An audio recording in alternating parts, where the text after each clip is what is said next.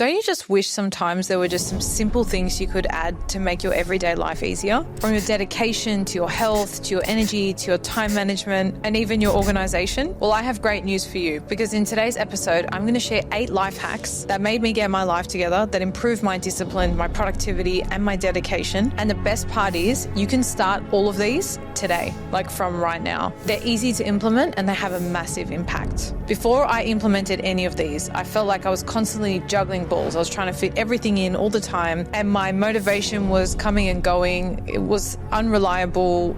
My discipline was nowhere to be found, and I was just really overwhelmed all the time trying to do a lot, when really I was looking at it the wrong way. I needed things to be simple and easy so I would stick to them. So by the end of today's episode, you're going to have 8 easy to implement life hacks that are going to help you improve your discipline, your motivation, and your organization. They'll help you take control of your day-to-day life and ultimately feel way more organized. At the end, as a bonus, I'm going to share my 3 favorite current apps that I use. These are not sponsored. They're just genuinely apps that I use. There's one for health and fitness, one for nutrition, and one for organization. They're 3 that I use every single day. So make sure you stick around to the end so you can hear what those are. Before this episode starts, I've got a favor to ask of you. 85% of people who regularly watch this podcast are yet to subscribe to this channel, and 15% of those who have are yet to hit the bell notification. The bigger this platform gets, the more people we can impact and connect with, and the bigger the guests are going to get. So if I can ask you for one favor, if you've so far enjoyed this podcast, this channel, make sure you hit that subscribe button and turn your notifications on. I'm your host, Erica, and let's dive into today's episode. Today's life hacks span across many different areas. So they're not all just health, they're not all just productivity, they're kind of across the board. So it's going to give you a nice varied menu option for different hacks you might want to start implementing from today onwards. Before we dive in, I'd love to hear if there's any hacks of yours that you've either got front of mind right now, or as the episode goes on, if it's not mentioned and is one you use every day, I want you to drop it in the comments below, because it would be great to have a thread of life hacks, because some might resonate with other people, you might inspire someone else. So please drop those in the comments below, either now or at the end of the episode. The first life hack is around emails. So when I worked out I could do this, oh my gosh, my productivity and just my organization went up a whole nother notch. This might be obvious for some of you that already use it, but it will be game changing for those of you who don't.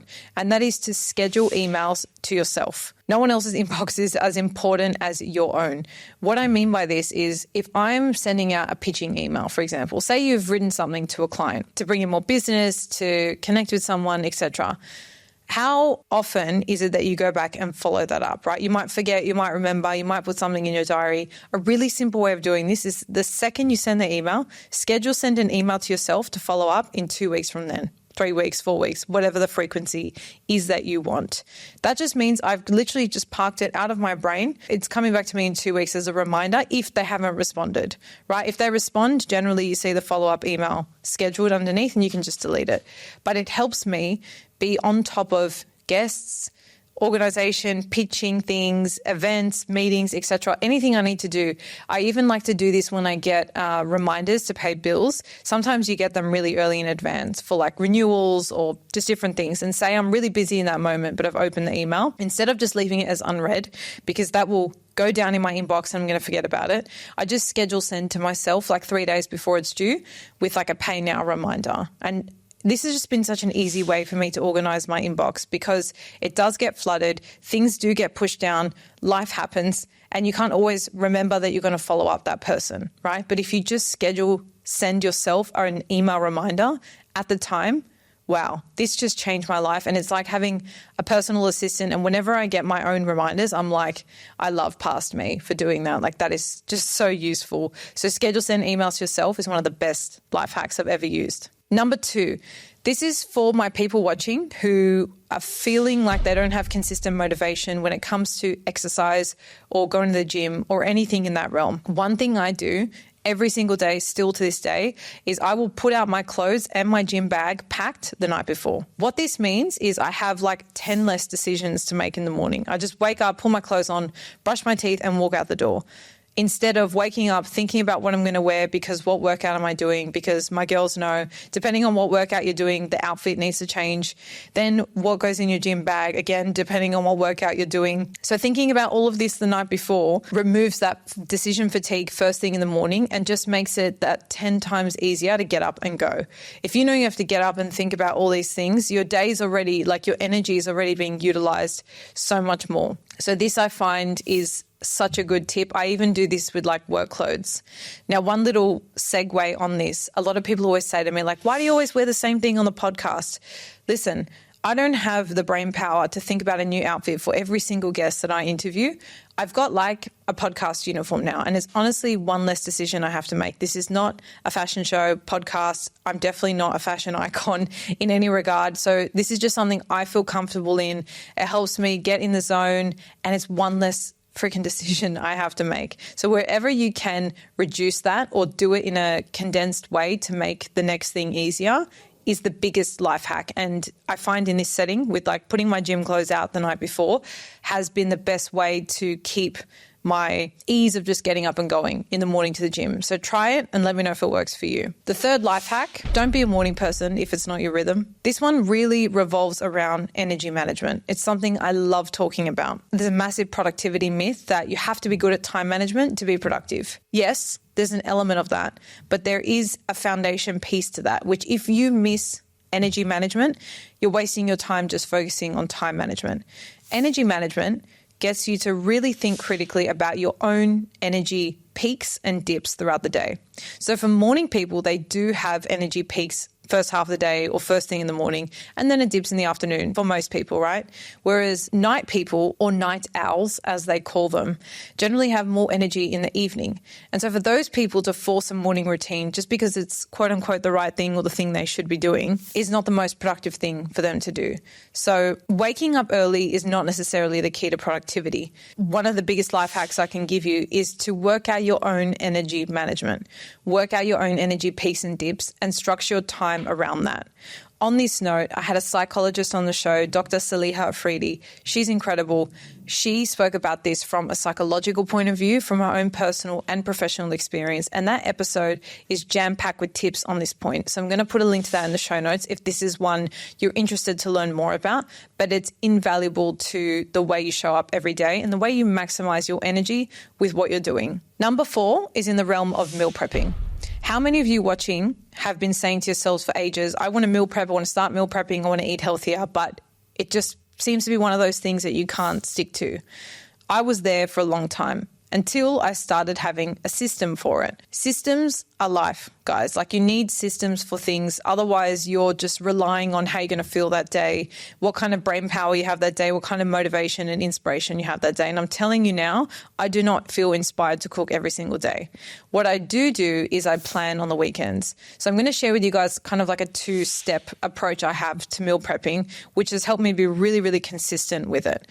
Saturday mornings, I wake up and I plan what are me and my husband going to eat that week, right? What are we going to eat? I plan out the meals and I plan out what I need to order. And I order the ingredients to be delivered on Sunday. So the only thing I'm focusing on Saturday is to plan and order. Now, I live in Dubai. It's very easy to get things delivered next day. It costs me the same as going to the supermarket, right? I don't know where you're watching from and where you live, but depending on what works for you, you might want to go and buy all the groceries on the Saturday or do that on the Sunday. But the point here is breaking up the planning and doing phase. It's a lot in one go, right? So Saturdays I plan and I order. Sundays, everything arrives and I spend a few hours just preparing everything, washing all my veggies, prepping the meals. And it's not always like cooking everything. It's just chopping everything up. So when it comes to Monday, Tuesday night, just throw everything in a pot, let's just say for a curry or whatever it is. And it's just easy, right? Like you want to make your week easier. And I always look at the weekend or Sunday specifically is how can I make my week easier by doing a little bit of preparation now. This has been a way for me to stick to meal prepping and just make my week so much easier, especially since I transitioned out of working in a corporate 9 to 5, which was a little bit more structured, to working for myself as a legal consultant.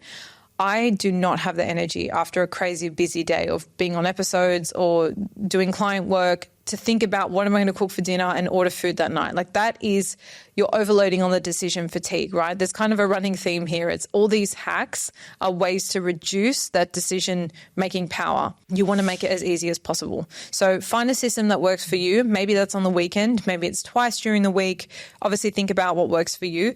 But I found like splitting up the planning and ordering and then the actual prepping and doing that for like the most of the week ahead has been really, really useful for me. Number 5 is get on top of your social media use. If you've been struggling with like doom scrolling or just being on your phone a lot, you know how you get that notification on your phone that tells you how much screen time you've had and you panic every time it pops up. You think, far out, 4 hours a day. Imagine I just spent like 1 hour of those 4 hours just reading a book every day or just like thinking about, I don't know, my life or just whatever you're trying to achieve.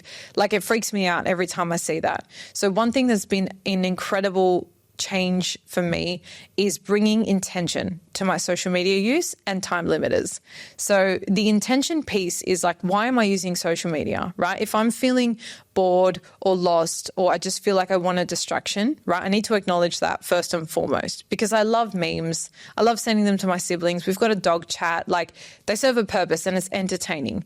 But when you stay there for too long and it's been hours and hours, you're not bringing an intention, right? You're not saying to yourself, I want to go on to be entertained and use it in this way. It becomes then unhealthy because you get stuck there. The way the app is made is to keep you on the app, right? It's like being at a casino. And that drains your dopamine. It forces you into leaning into what everyone else is doing, not you, and out of your own lane. So intention behind this is really important. If you're going on to just see what other people are doing, fine. If you're going on to be entertained, fine. Have an intention and give yourself a time limit. So on the iPhone, sorry for Android users, but I am an iPhone user. If you go in the settings or just quickly Google it, there's a way you can time limit the app. So you can say, I only want to be on for half an hour or 1 hour a day. Like any addiction, because let's be honest, you can be addicted to social media. You don't want to go from 0 to 100 because that's not sustainable. Say your phone's telling you you're spending 3 hours a day on Instagram, 2 hours, 1 hour, whatever it is. Don't go to the extremities and go, I'm going to do 5 minutes only. Just slowly start to decrease it. You can put the time limiter on and it'll basically pop up and tell you you've got 5 minutes left, you've got 10 minutes left, and then it'll close the app when the time's done. And this is like a good accountability partner, right? To keep you in check, and it's like a forced way to do it. So look at that and look at your screen time, right? Look at how much time you're spending on your phone, on what apps. And think about all the things you want to achieve. And if you allocated a quarter of that time every single day, how much more you could do, right? How much more you can invest in the things you're trying to do or just yourself, right? So really be critical of this. This is not one to sleep on, guys. If you want to have a little bit more productivity and progress in your life, you need to be on top of your social media use. It is a non-negotiable. So check out the time limiters, look at your screen time, get on top of it. It's like if you're trying to get on top of your finances, but you don't want to look at your spendings every month, right? Like it's the same thing. You need to be on top of your social media use. The 6th hack is to create systems for everything because winging it honestly gets you nowhere or gets you nowhere fast, put it that way. I try and have systems for everything. I've shared some of those today. Obviously, like with the gym, it's putting things out the night before. But it's not only that. I'm not walking into a gym and thinking about, okay, what am I going to do today? Like I want to do legs, but what workout, like what machines, what exercises? I'm following a program, right? Again, one less decision I have to make. I can go in there and I know exactly what I'm doing. It's tracked from the week before, etc. I'll share the app I use at the end of the episode. Same with nutrition. I'm following a guide at the moment that's just helping me stay in a certain amount of macros, and so I'm hitting my protein, etc. I have systems for everything, even my goal setting, right? I have a system for that. It's not like I just wake up one day and want to write my goals, right? I have a system for how I approach that. Because if we just go into these things, we're basically relying on how much energy we have that day and how inspired are we feeling. If you walk into the gym or if you sit down to write your goals and you're kind of half-assing it, you're not really feeling it, you're not really prepared to push yourself because no one's watching, you're really not maximizing your potential. Systems help us really reach our potential and push ourselves. So on the goals side, I have actually put together an ebook with my whole goal setting system. It's an 8-step process, and it really helps us do a lot of the groundwork before we start our goals, right? It's, again, removing that decision fatigue. It's building a strong foundation. So by the time you go to start your goals, or like the gym, by the time you walk into the gym, you know exactly what you're doing. That ebook is available for the price of a single coffee. It's in the show notes. I've spoken about it on the show a lot before, but that is one to think about if you don't have a system for goal setting, right? Or if you don't have a system for other things. I always like to think about it. Where am I feeling friction in life, and how can I build a system around this? I feel like I'm obsessed with it. But honestly, it is just a way to organize your life in a way that takes the decision fatigue out of every day and makes it like a string of habits, right? So think about what systems you can implement, whether it be in your health and fitness, in your workplace, with your goal setting, with your personal development, and try and lean into that. If you guys want another episode on systems, just drop a comment in the show notes so I know, and I can think about doing a video on it specifically for future episodes. The 7th life hack is having a night routine. Morning routines are overrated. If you have a morning routine but you don't have a night routine, you're missing most of the piece, because how you go to sleep is how you wake up. And I'm telling you now, you can have the most perfect morning routine, but if you are going to sleep, not having a great sleep, and then you wake up with no energy, what good is that morning routine if you can't give it 100%, if you can't be present and actually enjoy it? So thinking about having a night routine is, in my view, even more important than having a morning routine. What does that look like? Again, we're all very unique and individual, but in essence, your night routine needs to be something that unwinds you and prepares you for sleep. Because if you're scrolling, right, having that dopamine flick of every 5 seconds looking at something new and having the light in your face, which emulates sunlight, basically, if you're not using any blue light blockers or blue light glasses or anything like that, you're not telling your body and brain that it's time to sleep. So by the time you hit the pillow, your body is like, and your mind is on, and it takes ages to unwind from that. So I have a very, very hard rule, and so many guests have also shared that they have this rule. So it's got to be working, guys. I mean, I can personally tell you that it is for me, but because of the sheer number of people who have also shared that they have this rule, I know for sure that it's like something worth seriously thinking about. And it's a no phone rule. It's at least an hour before you go to bed and at least an hour when you wake up. No phone. So just do what you were going to do before you go to bed, an hour before you go to bed. And in that 1 hour, do things that start to wind you down from your day. Could be a bit of stretching, could be yoga. I like having a shower, getting my body warm, being in the steam. Like, it helps me relax for bed. I love doing yin yoga. It's like a combo of meditation and stretching. Some people like to read. Like, you just want to do things that pull you out of the busyness of your day and get you ready for sleep. And once you start doing that over and over and over again, those habits or that string of activity signals to your body that it's time to sleep, and you fall asleep way faster. There's no need to toss and turn for 2-3 hours, right? You're not distracted. Your mind's not going because you're signaling to your brain that it's time to go down. Another thing here is having a consistent bedtime, right? Even on weekends, try and stick to a consistent bedtime. That also helps with having a strong night routine. So forget about your perfect morning routine if this is not something you're focusing on, and having this as a focus and really building out a system or a night routine is the biggest life hack. Like, honestly, sleep is so important, and doing that before you go to sleep amplifies that experience, which means you're waking up for the new day ready to tackle it and take it on. Number 8, procrastinate strategically. Procrastination is often seen as this really negative thing, but I actually think in small doses, it can be used to recharge your brain and reset yourself for the next task. If you procrastinate by sitting on the balcony, by having a quick scroll, by replying to someone, by watching something, it helps break up different things you're doing, especially when it requires different energy, right? It just takes you out and gives you like a bit of a mental reset. The key thing here is intention. You need to have an intention when you're procrastinating, so it doesn't roll over into doom scrolling or, being distracted and then losing an hour of your time.